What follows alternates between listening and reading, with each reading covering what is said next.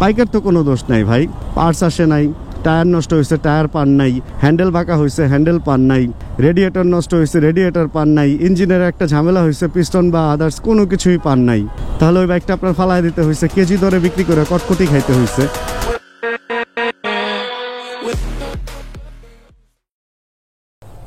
কটা বাজে এখন? 4:08। আরে 4:09 হয়ে গেছে 4:08 থেকে।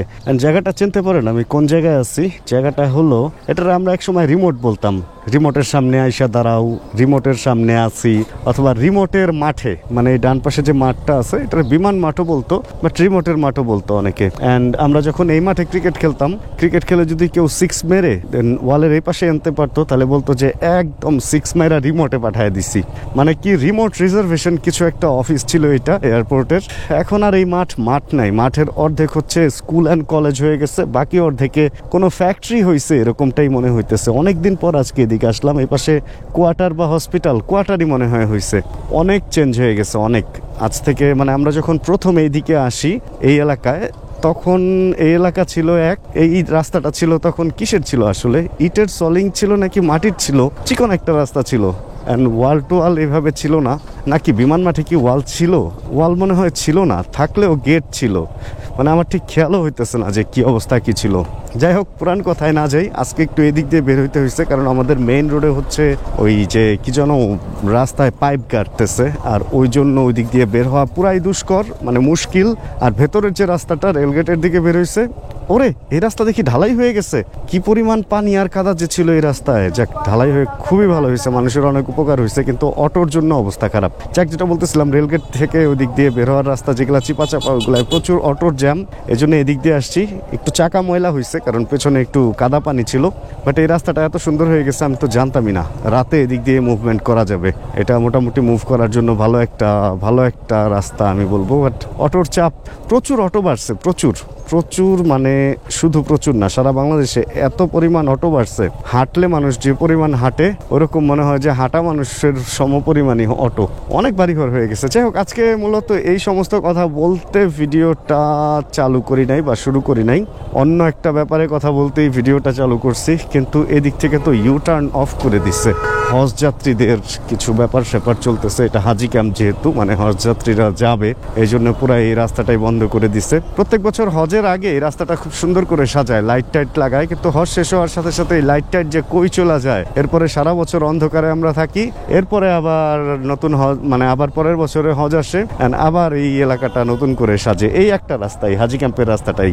একটা সময় ছিল যখন আমি প্রথম ভ্লগিং করি, তখন এই রোডটা আমার অনেক বেশি ফেভারিট ছিল। আসলে প্রত্যেকটা রাস্তা এত ভাঙ্গা চূড়া জ্যাম থাকতো, আর এই রোডটা তারপরে এত স্মুথ অ্যান্ড এত ফ্রি থাকতো, এই রোডে একটা সুন্দর টান দেওয়া যেত। অ্যান্ড ওই টাইমটা এই রোডটা আমার অনেক বেশি পছন্দের ছিল। বাট এখন এই রোডের অবস্থা দেখছেন, মানে লোকজন কি পরিমাণ বাড়তেছে, অ্যান্ড লোকজন বাড়ার কারণে রাস্তাঘাটে কি পরিমাণ গাড়ির চাপ বাড়তেছে, অ্যান্ড কি পরিমাণ এই সমস্যাগুলাই আমরা পড়তেছি। যাক, তারপরেও ভালো যে পানিটা জমে নাই। এই রোডটাও এক সময় পানি জমতো, মাঝখানে কাটছিল। অ্যান্ড এই সমস্ত এই প্রতিকূলতার মধ্যেও যেহেতু আমি মোটরসাইকেল চালাই, সেহেতু একটা ব্যাপার তো মাথায় আসতেই পারে যে আসলে আমাদের দেশের রোড কন্ডিশন অ্যান্ড সব কিছু মিলিয়ে কোন বাইকটা ভালো, কোন বাইকটা আসলে ভালো। মানে আমরা একটা জিনিস সবসময়, আমি আমার থটটা আপনাদের কাছে শেয়ার করি। আর এখানে দেখি একটা আইফেল টাওয়ার হয়ে গেছে, কত কিছু চেঞ্জ হয়ে গেছে। এই সমস্ত এলাকাগুলায় চলাফেরা করি না, এত অফিস আদালত নিচে, আর ভিতরে কোয়ার্টার কি অনেক চেঞ্জ হয়ে গেছে রে ভাই, অনেক কিছু অনেক চেঞ্জ হয়ে গেছে। কি রোড ছিল, কি রোড হয়ে গেছে। রাতে এই রোডে চলতে ভয় লাগতো, এখন তো মনে হয় রাতেও এই রোড পুরো ভিড় ভাট্টা থাকে। আচ্ছা, যেটা মেইন টপিক সেটা হলো রাস্তায় তো কাদা আছে, এটা মেইন টপিক না। মেইন টপিক হচ্ছে যে ভালো বাইক আসলে কোনটা। আমরা একটা বাইকের মধ্যে আসলে কি খুঁজি? আমরা একটা বাইকের মধ্যে খুঁজি দুইটা চাকা থাকবে, একটা হ্যান্ডেল থাকবে, দুজন বসার মতো সিট থাকবে, একটা ফুয়েল ট্যাঙ্ক থাকবে যেখানে ফুয়েল ভরে দুজন মিলে বা একজন মিলে যাই হোক একদম বের হয়ে যাব কোনো এক জায়গায়। এটাই তো খুঁজি একটা বাইকের মধ্যে। ভাই, স্পিড ব্রেকারের সাইজ দেখছেন, কোনো প্ল্যান ছাড়া বানায় দিছে খালি, মানে নিচে লাগলে লাগুক, কোনো মানে ভালো কোনো গাড়ি তো এই রোডে চলতে পারবে না। এই যে দেখেন ঘষা খাইতে খাইতে স্পিড ব্রেকারের উপরের অংশ নষ্ট হয়ে গেছে।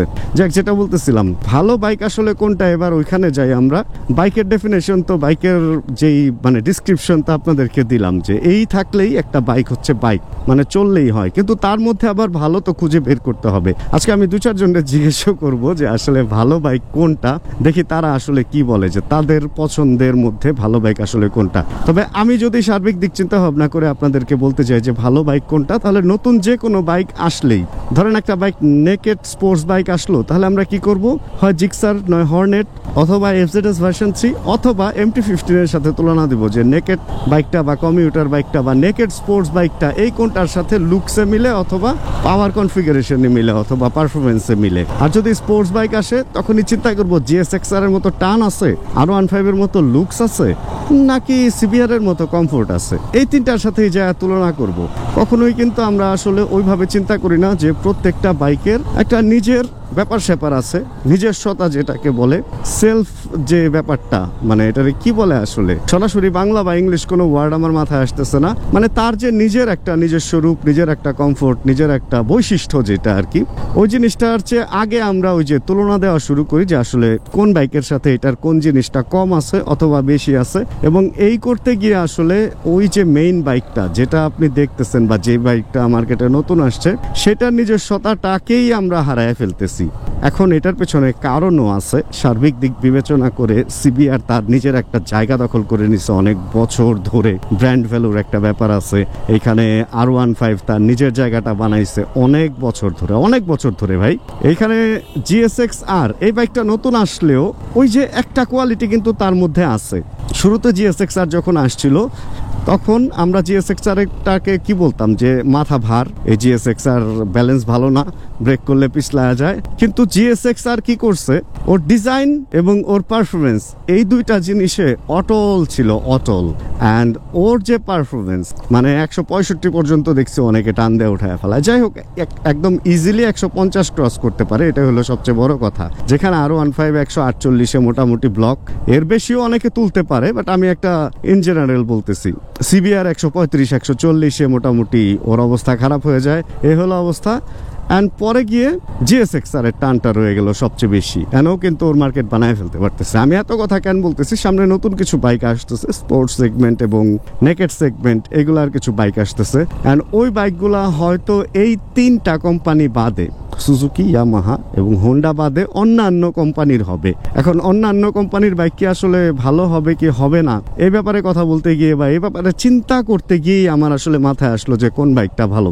কারণ আমরা একটা স্পোর্টস বাইকের মধ্যে কি চাই, স্পোর্টস বাইকে কিন্তু আমরা কমফোর্ট চাই না, আসলে আমরা চাই একটা স্পোর্টি লুক, একটা মানে ড্র্যাগ রেসে যাতে জিততে পারে, 0 to 100 যাতে খুব অল্প সময়ে উঠে, এবং টপ স্পিডে গিয়েও যাতে একটা ভালো জায়গায়, টপ এন্ডে যাতে একটা ভালো জায়গায় হিট করতে পারে স্পিড। স্পোর্টস বাইকের কাছে এই কয়টা জিনিসই আমরা চাই। একটা কমিউটার বাইকের কাছ থেকে কি চাই, দীর্ঘক্ষণ চললেও যাতে ইঞ্জিনের পারফরমেন্স ভালো থাকে, এবং শর্ট রাইড, লং রাইড সবসময় যাতে একটা কমফোর্টেবল সিটিং পশ্চার বা সিটিং পজিশন থাকে, আমাদের আরাম করে যাতে চলতে পারি, এবং ফুয়েল এফিসিয়েন্সি, অল্প তেলে যাতে অনেক চলতে পারি আমরা। একটা কমিউটার বাইকের কাছ থেকে তো এই চাই আমরা। এরপরে আসেন একটা নেকেড স্পোর্টস বাইকের কাছ থেকে। নেকেড স্পোর্টস বাইকের কাছে আমরা মোটামুটি আরামও চাই, আবার স্পোর্টস বাইকের মানে পাওয়ারও চাই। দেখা গেছে কমিউটারের মতো একটা ব্যাপার স্যাপারও চাই, আবার স্পোর্টস বাইকের মতো একটা ব্যাপার স্যাপারও চাই। জগা খিচুড়ি, মানে সেমি সিনথেটিক ইঞ্জিন অয়েলের মতো একটা ব্যাপার স্যাপার মানে আমরা একটা নেকেড স্পোর্টস বাইকের কাছ থেকে মোটামুটি চাই। এই হলো ব্যাপারে। 3টা বাইক নিয়েই গেলাম, আর বাইকগুলোর ব্যাপারে নাই গেলাম, কারণ আর বাইক যেগুলো আছে ক্রুজার বা টুরিং বা অ্যাডভেঞ্চার টাইপের যেগুলো আছে, ওইগুলা নিয়ে এখন কথা বলতে চাচ্ছি না। কেন? কারণ ওই বাইকগুলা আমাদের দেশে এখনো পর্যন্ত ওইভাবে অ্যাভেলেবল হয় নাই, তবে খুব তাড়াতাড়ি আসবে। এবং এই অবস্থায় বাংলাদেশের এখন যে বর্তমান অবস্থা চলতেছে, ক্রুজার কোনো ভালো বাইক নাই। ইয়ামাহার অ্যান্টেসার একটা ছিল, ওইটাও এখন ওইভাবে আসলে অ্যাভেলেবল নাই। তাহলে ক্রুজার বাইকের একটা বড় মার্কেট কিন্তু বাংলাদেশে ফাঁকা আছে। এখন যদি কোনো ভালো ক্রুজার বাইক কোনো ব্র্যান্ড আনতে পারে, ক্রুজার লাভার যারা, তারা মোটামুটি ওই বাইকটার দিকে যাবে বলে আমার মনে হয়। কিন্তু নেকেড স্পোর্টস বাইক এগুলার মার্কেট মোটামুটি বাংলাদেশে একটা জায়গা তৈরি হয়ে গেছে। এখন একটা স্পোর্টস বাইক আসলে আমরা R15 GSX-R বা CBR এর সাথে তুলনা দিব। নেকেড স্পোর্টস বাইক আসলে অবশ্যই আমরা MT-র সাথে তুলনা দিবই। কমিউটার বাইক আসলে তুলনা দেওয়ার মতো অনেক বাইক আছে। অ্যান্ড ট্যুরিং বাইক বা ট্যুরার বাইকও টুকটাক আছে, যেমন CB150 এক্সট্রা বাংলাদেশে অ্যাভেলেবল। এই তো তুলনা দেওয়ার মতো অনেক বাইকই আছে। অ্যান্ড চায়না বাইক সম্পর্কে আমি এখনও কথা বলতেছি না, কারণ এতদিন পর্যন্ত আমাদের দেশে যে চায়না বাইকগুলো আসতো ওগুলোর মধ্যে ওরকম কোয়ালিটিফুল তেমন কোনো বাইক আমি দেখি নাই। এই হলো ব্যাপার। তবে এবার আসবে, এবার কোয়ালিটিফুল বাইক সামনে আসতেছে চাইনিজ, কারণ ইউরোপের মার্কেটে কিন্তু চাইনিজ বাইকের একটা বড় মার্কেট আছে। তো সেইখানে বাংলাদেশে চায়না আসলে মার্কেটটা ধরতে পারে না। ওই সিসি লিমিটের একটা লিমিটেশন ছিল, অল্প সিসির মধ্যে অল্প দামের মধ্যে ওরা আসলে বেস্ট কোয়ালিটিটা দিতে পারে নাই। এখন যদি মোবাইলের ব্যাপারে যান, স্যামসাং বলেন, আইফোন বলেন বা যত ভালো ভালো ফোন আছে সবই তো চায়না থেকেই তৈরি হয়ে আসতেছে। তাহলে বাইক কেন ভালো চায়নাতে তৈরি হবে না? অ্যান্ড যেই জাপানি বাইকগুলো নিয়ে আমরা গর্ব করি, জাপানি পার্টস সেই সব পার্টস কি জাপানে বানায়? পার্টস কি চায়নায় তৈরি হচ্ছে না? হচ্ছে। এই হলো ব্যাপার। যাই হোক, আর ডিটেলে না যাই, আর ডিটেলে গেলে আসলে কথা অন্যরকম হয়ে যাবে, সব কিছু নিয়ে কথা বলতে নাই। তবে বেস্ট বাইক বলতে আসলে আমরা একটা বাইকের কাছ থেকে না, আসলে সত্যি কথা আমাদের দেশের যে এখনকার প্রেক্ষাপট, আমরা একটা বাইকের কাছ থেকেই সব কিছু চাই। একটা বাইকের মধ্যে আমরা কমফোর্ট চাই, স্পোর্টস বাইকের টান চাই, আবার কমিউটার বাইকের মতো ফুয়েল এফিসিয়েন্সি, এবং মানে সব বাইকের, আবার ট্যুরার বাইকের মতো পাহাড়ে যাওয়ার যোগ্যতা, মানে অফ রোডিং অন রোডিং দুই ধরনের টায়ারই চাই, সবই চাই একটা বাইকের কাছ থেকে। কারণ অ্যাবিলিটি কম আমাদের, আমরা চিন্তা করি একটা বাইক দিয়ে সব শখ পূরণ করার, এই জন্য একটা বাইকের মধ্যে আমরা সব কিছু চাই। তো সেই ক্ষেত্রে নেকেড স্পোর্টস বাইকটা আসলে সব দিকে সব কিছুই পূরণ করতে সক্ষম আপনাকে। কিন্তু আবার আমরা ওই যে স্পোর্টস বাইকের লুক চায় বসি, তো এই জন্য দেখা যায় যে অনেকের খুব ঝামেলা হয়ে যায়।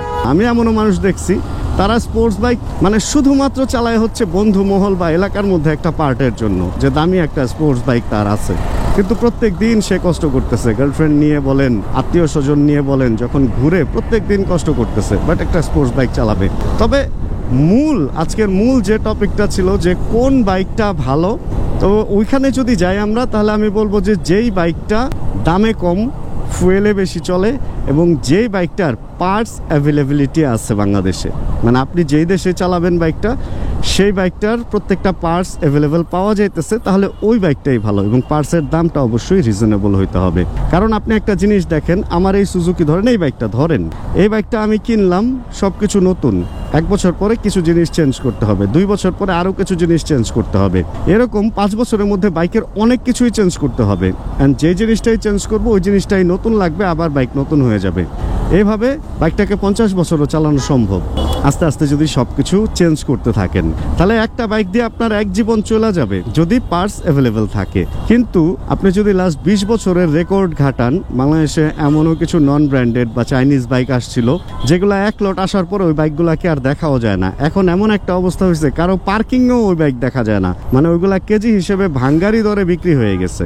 তাহলে ওই বাইকগুলোকে কি ভালো বলা সম্ভব? এখন ওই বাইকের মধ্যেও আসলে ওই কোয়ালিটি ছিল যেই কোয়ালিটির বাইকগুলা এখনো পর্যন্ত মার্কেটে সার্ভাইভ করতেছে। বাইকের তো কোনো দোষ নাই ভাই, পার্টস আসে নাই, টায়ার নষ্ট হয়েছে, টায়ার পান নাই, হ্যান্ডেল বাঁকা হয়েছে, হ্যান্ডেল পান নাই, রেডিয়েটর নষ্ট হয়েছে, রেডিয়েটর পান নাই, ইঞ্জিনের একটা ঝামেলা হয়েছে, পিস্টন বা আদার্স কোনো কিছুই পান নাই।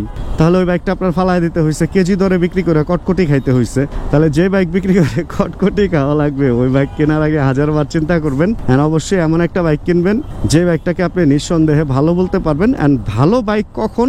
যখন ওইটার প্রত্যেকটা জিনিস আপনি পাবেন। কারণ নতুন বাইকটা কিনে আনলে তো সবই নতুন থাকে রে ভাই, কিন্তু আস্তে আস্তে পুরান হবে আর চেঞ্জ করা দরকার পড়বে। অ্যান্ড একটা জিনিস চেঞ্জ করবেন আর ওইটা নতুন হবে। তাহলে বাইকটাকে সারা জীবন নতুন রাখতে হলে স্পেয়ার পার্টসটা অ্যাভেলেবেল থাকতে হবে মার্কেটে। তাহলে আমরা আজকের এই ডিসকাশনে কি বুঝলাম? কোন বাইকটা ভালো? যেই বাইকটার পরবর্তীতে পার্টসগুলো পাওয়া যায় এবং অ্যাভেলেবেল পাওয়া যায় এবং রিজনেবল প্রাইসে পাওয়া যায়, আমি বলবো ওই বাইকটাই হচ্ছে ভালো। এই তো, তাহলে এই ছিল আসলে, মানে এতটুকুই আপনাদেরকে আইডিয়া দিতে আজকের ভিডিওটা করা। কারণ হচ্ছে কি, বাইকার তো আমরা ভাই, আমরা বাইকার না, আমরা যুগে যুগে বাইকার ছিলাম, বাইকার আছি এবং বাইকার থাকবো ইনশাআল্লাহ। অ্যান্ড সামনে নতুন নতুন অনেক বাইক আসবে, চাকচক্য অনেক সুন্দর সুন্দর বাইক দেখে আমরা কিনবো। কিন্তু ওই যে ধরাটা কখন খাবেন জানেন? 1 বছর পরে বাইকটা যখন আপনার ফালায় দিতে হবে, অথবা গ্যারেজে ফালায় রাখতে হবে, অথবা বেচা কটকটি খাওয়া লাগবে। এজন্য ভালো বাইক কিনুন, ভালো বাইকের সাথে থাকুন। এই তো তাহলে আজকের ভিডিও আর বড় করবো না, আমি মূলত একটা কাজে যেতেছিলাম, এই কথাটা আমার মাথার মধ্যে ঘুরতেছিল, এই জন্য আপনাদের সাথে শেয়ার করে ফেললাম। অ্যান্ড যদি আজকের ভিডিওতে কোনো ইনফরমেশন আপনাদের ভালো লাগে তাহলে প্লিজ একটা লাইক দিয়ে দিন, চ্যানেলে নতুন হলে সাবস্ক্রাইব করে আমাদের ফ্যামিলি মেম্বার হয়ে যান। অ্যান্ড জানাবেন কে কোন জায়গা থেকে ভিডিও দেখছেন, জানাবেন কার পছন্দের বাইক কোনটা এবং কার কাছে কোন বাইকটাকে ভালো মনে হয় এবং কেন, এই জিনিসগুলো প্লিজ আমাদের সাথে শেয়ার করবেন। তাহলে দেখা হচ্ছে আবার সামনের ভিডিওতে। আর যতক্ষণ পরবর্তী ভিডিও নিয়ে আমি না আসতেছি ততক্ষণ ইনশাআল্লাহ আমরা থাকবো ভালো, আমরা থাকবো সুস্থ এবং করতে থাকবো চিল ইনশাআল্লাহ। Chill bro. Check the mic and make sure it sound right, boys.